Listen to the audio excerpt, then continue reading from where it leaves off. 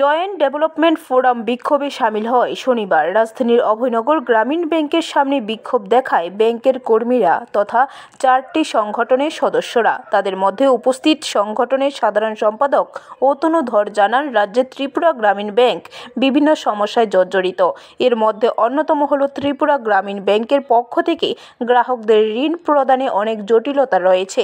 দেখা যায়, গ্রাহকদের কমার্শিয়াল ব্যাংক থেকে ঋণ নিতে গেলে যে ধরনের সমস্যায় পড়তে হচ্ছে, সেগুলির মতোই ত্রিপুরা গ্রামীণ ব্যাংক থেকে ঋণ নিতে গিয়ে সমস্যায় পড়তে হয়। এগুলির সম্মুখীন হতে হচ্ছে গ্রাহকদের। তাই এক্ষেত্রে যাতে সরলীকরণ করা হয়, না হলে গ্রাহকরা ঋণ নিতে ত্রিপুরা গ্রামীণ ব্যাংকে যাবে না। তিনি আরও বলেন, ডিআরডব্লিউ কর্মীদেরও বঞ্চনা করে চলেছে ত্রিপুরা গ্রামীণ ব্যাংক। সরকারি নিয়ম অনুযায়ী তাদের ন্যূনতম মজুরি প্রদান করতে হবে। ডিসেম্বরে এখানে কিন্তু আমরা জানুয়ারিতে একটা স্ট্রাইকের কর্মসূচি রেখেছি, 27শে জানুয়ারি। ওটাতেও যদি ওনাদের কোনো টনক না নড়ে, দেন আমরা ফেব্রুয়ারিতে 2 দিনের ধর্মঘট ডেকেছি। তারপরেও যদি না পড়ে, 15ই মার্চ থেকে আমাদের লাগাতার ধর্মঘট চলবে। ধর্মঘট কিন্তু আমাদের জন্য, আপনারা জানেনও হয়তো, ধর্মঘট কিন্তু আমাদের বেতন দিয়ে হয়। সবেতনে আমরা ধর্মঘট করি, ওই দিন কিন্তু আমরা বেতন পাই না।